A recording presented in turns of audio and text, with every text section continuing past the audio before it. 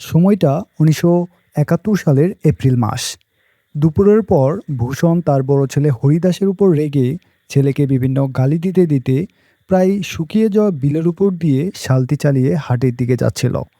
ভূষণ হচ্ছে জাত চাষি।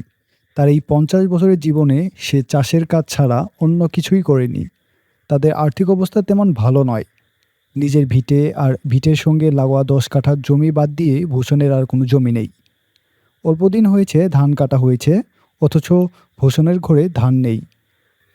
গত বর্ষায় মালিকের কাছ থেকে নেওয়া টাকা ধানে সুদ দিতে গিয়ে ভাগের পাওয়া ধান সব শেষ হয়ে গিয়েছে।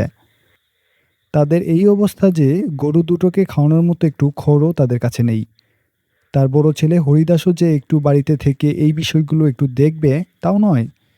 হরিদাস ৫ মিনিটও বাড়ি থাকে না, শুধু ঘুরে বেড়ায়। এজন্যই ছেলের প্রতি ভূষণের এত রাগ। সকালে ভূষণ বেরিয়েছিল কাজের খোঁজে। মল্লিক বাড়ি বেড়া বাঁধার কাজ সে পেয়েছিল।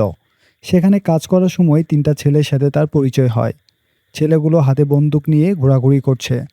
ভূষণকে বলে ভূষণ যেন তাদের সাথে এসে মুক্তিযুদ্ধে ঝাঁপিয়ে পড়ে, নইলে দেশ স্বাধীন হবে না। দেশে এখন পাক সেনারা খুব গন্ডগোল করছে। বন্দুক দেখে ভূষণ ভয় পেয়ে গিয়েছিল। সে দেখতে পায় তার আশেপাশে সব কিছুই তো ঠিক আছে, তাহলে সমস্যাটা কোথায়? তবে ঢাকা, খুলনা শহরে যে গন্ডগোল হচ্ছে সেগুলোর কিছু খবর সে শুনেছে। কাজ শেষে ভূষণ ১.৫ টাকা পেয়েছিল, তাই নিয়ে সে বাড়িতে চলে এসেছে। বাড়ি এসে দেখে রান্না হয়নি। গরু দুটো খাবার না পেয়ে কেমনভাবে যেন দাঁড়িয়ে আছে। ছোট ছেলে দুটো উলঙ্গ হয়ে গাছের ছায়ায় মাটিতে শুয়ে ঘুমোচ্ছে। হরিদাস কোথায় যেন চলে গেছে।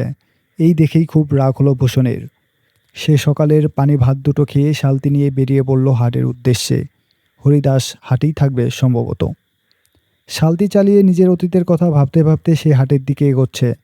মাঝে মাঝে সে অকারণে ঘাট তুলে দিগন্তের দিকে চেয়ে থাকছে। অবশ্য এটা তার মুদ্রা দোষ।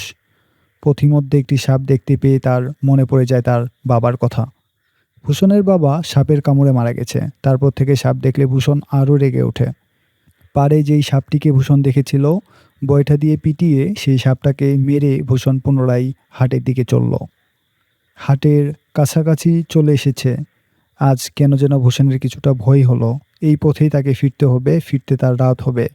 হরিদাসকে না পেলে সে একা একা কিভাবে ফিরবে? হাটের একেবারে মাঝামাঝির দিকে রতনের মুদির দোকানের পিছন দিকটায় শালতি বেঁধে রেখে ভূষণ হাটে বিক্রির জন্য সাথে নিয়ে আসা লাউ শাক, কাঁচা কলা আর দুটো লাউ মাথায় নিয়ে নেমে এলো। কিছু দূর কাছাকাছি গেলে হরিদাস দেখতে পেল ভূষণকে। ভূষণকে দেখে হরিদাস হাসি বন্ধ করে ভয়ে ভয়ে বাবার দিকে এগোতে লাগলো। ঠিক তখন একটা গম্ভীর গুড় গুড় শব্দ খালের দিক থেকে ভেসে এলো। ভূষণ ভাবল লঞ্চের শব্দ, কিন্তু এই খালে লঞ্চ আসবে কোত্থেকে, তাও আবার এই অসময়ে?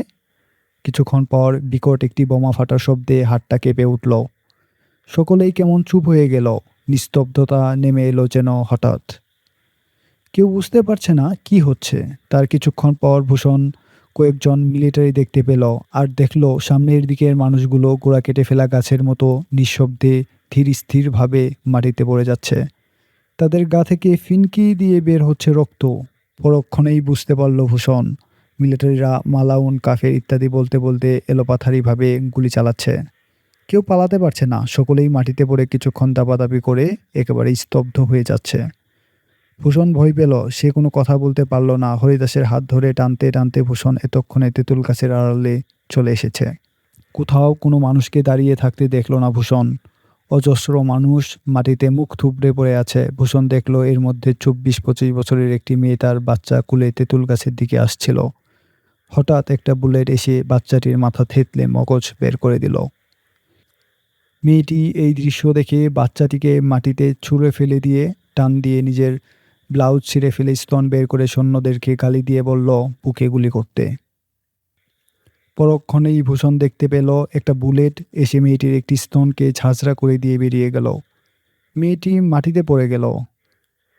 এর মধ্যে হরিদাস ভূষণ থেকে একটু দূরে সরে এসেছে। ভূষণ দৌড়ে ছেলের কাছে যেতেই দেখতে পেল একটি বুলেটের আঘাতে হরিদাস কেমন লুটিয়ে পড়ল মাটিতে। ভূষণ ছেলের কাছে গিয়ে তার মাথায় হাত বুলিয়ে ছেলেকে ডাকতে লাগলো, কিন্তু সেটাও অসমাপ্ত থেকে গেল। হঠাৎ আর একটা আওয়াজ শুনতে পেল ভূষণ। তারপর সেও মাটিতে পড়ে গেল। তার দেহটি একবার ঝাঁকি দিয়ে চিরতরে নিস্তব্ধ হয়ে গেল।